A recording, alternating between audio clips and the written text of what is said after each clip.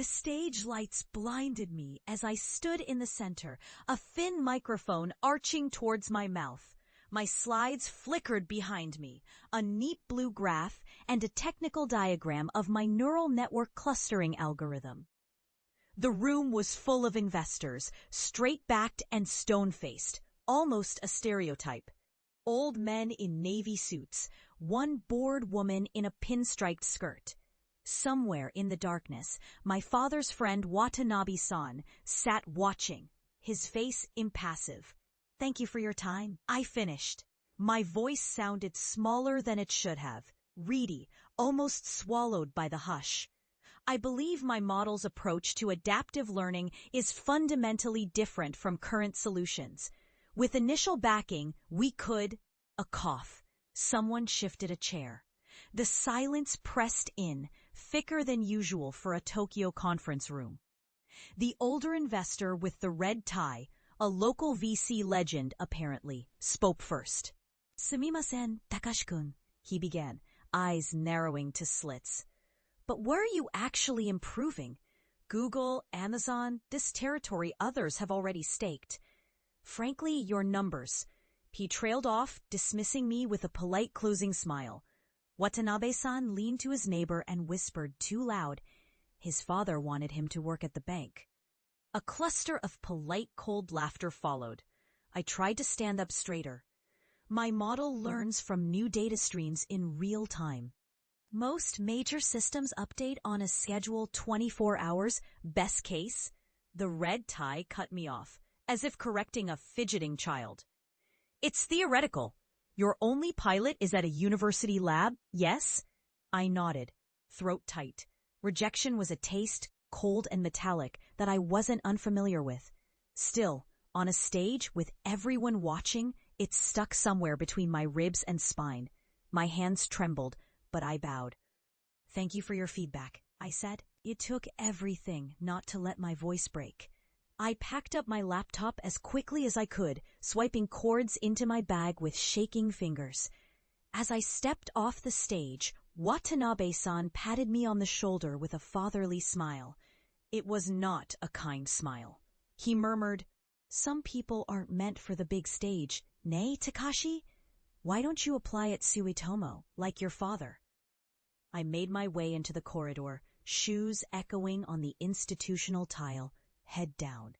Outside, Tokyo's evening drizzle had started, the neon in Shibuya blurring everything pink and blue. I walked until my shoes soaked through. My phone buzzed, a message from my uncle. "Saw the news, maybe time for a real job?" I deleted the message and ignored two others. Even my mother's mild, patient sigh over dinner weeks before echoed in my head. "Takashi, we are not dreamers in this family. Stability brings respect. Remember where you come from." Where did I come from? 40 years of my father groveling for overtime, of my grandmother keeping books for the neighborhood trust. Respect and stability, my inheritance, carved into me like grooves in a sake cup. At home, I laid on my futon and listened to the trains rush by, feeling the weight of the city on my chest. For hours I stared up at the ceiling, listening to the quiet hum of traffic mingling with my own self-doubt. But something small inside me refused to die.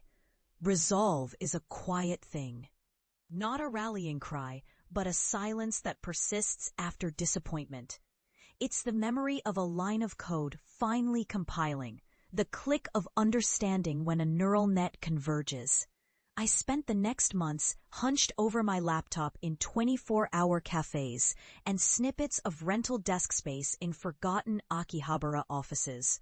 I scrubbed the pitch, rebuilt the model, entered every startup competition I could find, even though the prize was usually a badge and a poorly printed certificate. The toughest days followed failure, always. The VC rejections mounted, a polite, "not at this time," clipped and efficient, sometimes ghosting. Then the sniggering back home, my aunt's voice at family dinner. "Still tinkering with your robot math? Ah, you were always imaginative." I stopped attending family meals, answering only to my mother's texts, short, factual, a formality. I missed my grandmother's funeral, working a hackathon instead, a choice that haunted me for months. Yet in that exile, the code became my companion. My world narrowed to Python scripts, Kaggle leaderboards, neural weights. I forgot how to smile in photographs. Even my closest friend, Keiko, drifted away. She would text. I'd reply days later, always too busy for drinks or ramen. But my code began to work. I saw something flicker to life in my algorithm's performance. Better clustering, faster adaptation. I packaged it, pivoted from consumer AI to industrial logistics, a market I'd once despised for its grayness, but now recognized as a gold mine.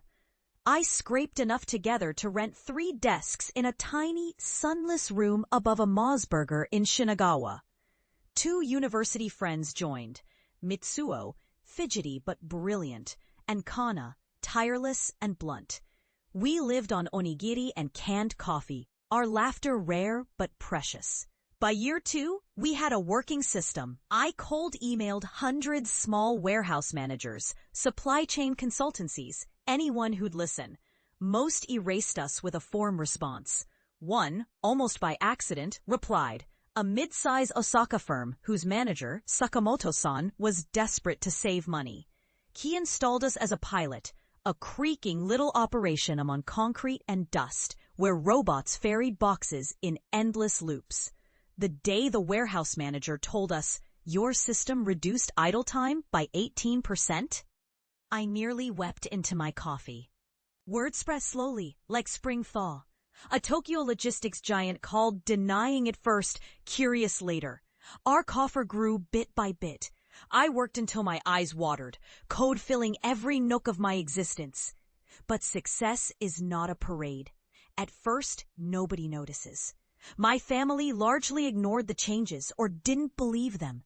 My mother, cautious as ever, simply said, "That's nice, Takashi," when I mentioned our first big client over a phone call. 3 years passed. Our model was powering over 20 warehouses. Investors who declined before now circled me with calls at all hours, suddenly remembering my name. I still saw the faces from the conference sometimes. Watanabe-san, the red tie, the tight-lipped woman.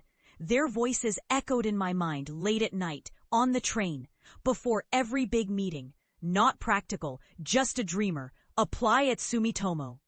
Then came the phone call that shifted my world.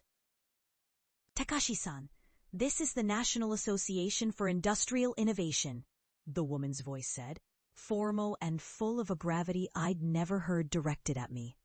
"Your company's been nominated for the Kato Award. There's a presentation. It's in Tokyo.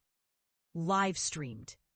For a moment, the city outside my window seemed to hush. Traffic, crows, Tokyo Tower's soft glow, all suddenly part of my own quiet heartbeat. I invited my family, almost as a formality. I didn't expect them to come. When I did, my mother sounded surprised. "Takashi, you want us there?" For weeks, tension knotted in my stomach. I rehearsed for hours, even pacing the tiny bathroom of our office, running over my words like a mantra.